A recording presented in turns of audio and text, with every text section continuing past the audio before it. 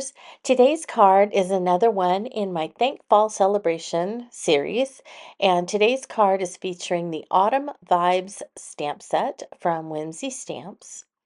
I stamped it on Distress Mixed Media Heavy Stock with ground espresso archival ink, just like I said I was going to do in my intro.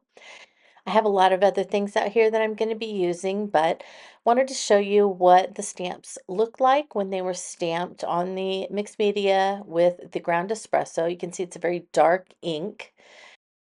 Then I chose to color these with the Distress Watercolor Pencils, and I love how they just give this kind of a cartoon feel because this is a very whimsical cartoony feeling stamp set. And so I think that the Distress watercolor pencils are perfect for this and just fit the whole vibe of the card.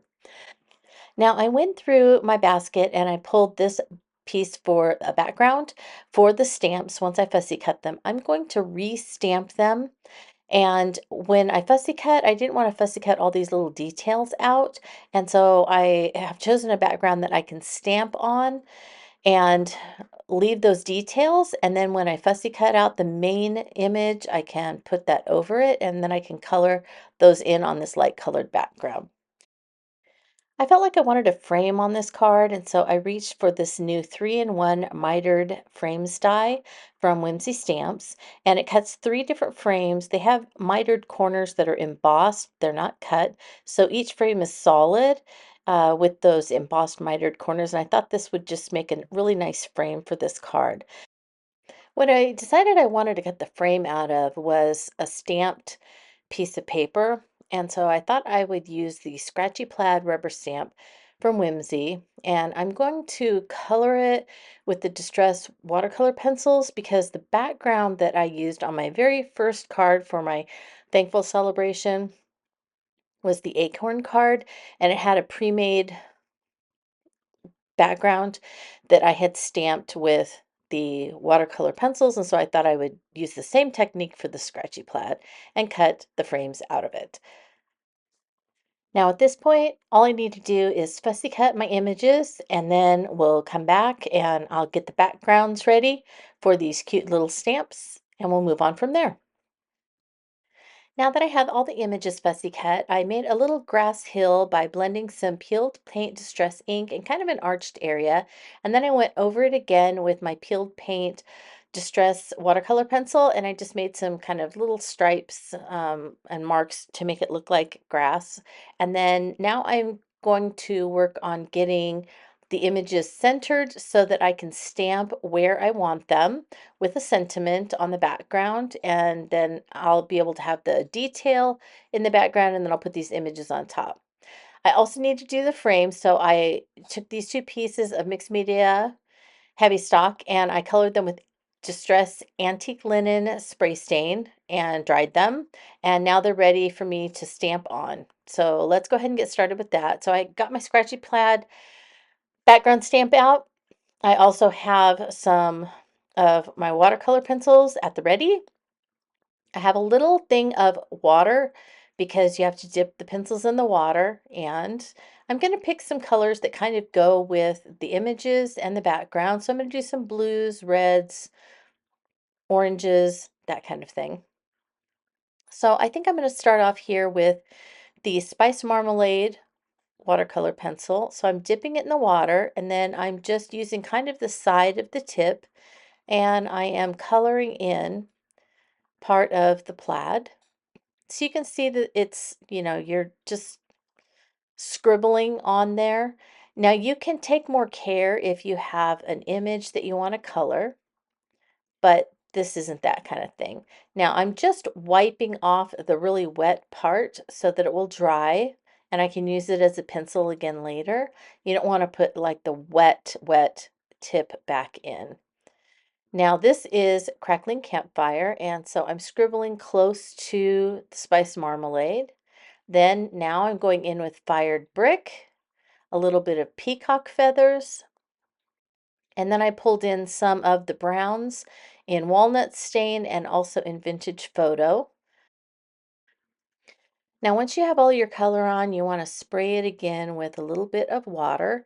And then I checked to make sure I didn't have any puddles, so I pulled those up and then I pressed the paper down onto the image, and that's what I got. It was really vibrant, beautiful, love it. I think it turned out perfectly. My next task was to cut the frames, so I did that for each, and it was really quick, fast, and you end up with 3 frames and a little piece in the middle that could be used for maybe a sentiment or something like that. And so I love these. I put the extras away and then I began making sure that I could use them to get the stamps centered onto the backgrounds so I could stamp them, and as well as the sentiments, as you can see. So once I got them on my stamping platform, then I placed the stamp over the image and then centered my sentiments, making sure it all fit within those frames. And then I could stamp it again in ground espresso archival ink. And then I took my Distress watercolor pencil palette and I just colored in all those little details that I didn't want to fussy cut. So all the straw that was sticking out of their arms, the little curly cues on the pumpkins, and then I went ahead and used pine needles on the peeled paint, and I kind of made like a shadow area there at the base of the pumpkins and where the scarecrows were going to sit. All right, these are about ready to put together. So I have all the frames stamped and cut and inked around the outside, and then I inked the mitered portion. The extras that were inside, I have put in my handy dandy, little basket over here. Then also from the basket, I know that I showed you that I got the blue that I'm using for the backs here, but I also had these pieces that I pulled out of my basket, trying to use up as much as I can. I cut them in A2 size, and then I put them on these pieces of extra paper that weren't in the basket because they were too big, but I had several of these from making some cards a while back.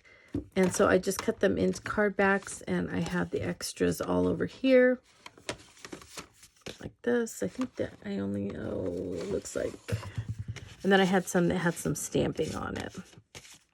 So I just made cards out of those. So now these are ready, and I just wanted to add some of the little images and things down around the bottom before I attach it and before I attach that frame. I started putting some collage medium on the backs of the stamped pieces, and then I pressed it down and I put both of them under my basket of paper scraps or backdrops, and then I worked on the frames. So I put some foam tape behind each frame, and then once I felt that the stamped areas were nice and secure, I started to put down all the little leaves and acorns down around the bottom. And these aren't going to be shaker. I think I might have said that earlier, but I decided to go ahead and put foam tape just to give it a little dimension. So you can see that once I got those leaves on the bottom, I went ahead and attached the frame. And I do like the dimension it gives, even though it's not a shaker card. So then I went ahead and did the same thing here to the other ones. And I think that the leaves up at the top tie the whole thing together. I really do like having that one leaf up there by the sentiment, and then the little acorns tucked in the center bottom. And that was it. These cards really turned out so cute, much cuter than I was anticipating. But they're really fun and kind of a departure from my normal card making style. So I think that's what made it even more fun. Well, I want to thank you so much for following along. And as always, if you have any questions about something that I didn't cover, please ask in the comments for this video or on my blog at playswellwithpaper.blogspot.com. And with that, again, thank you so much for your support and for following along. And I want to wish you a very creative day.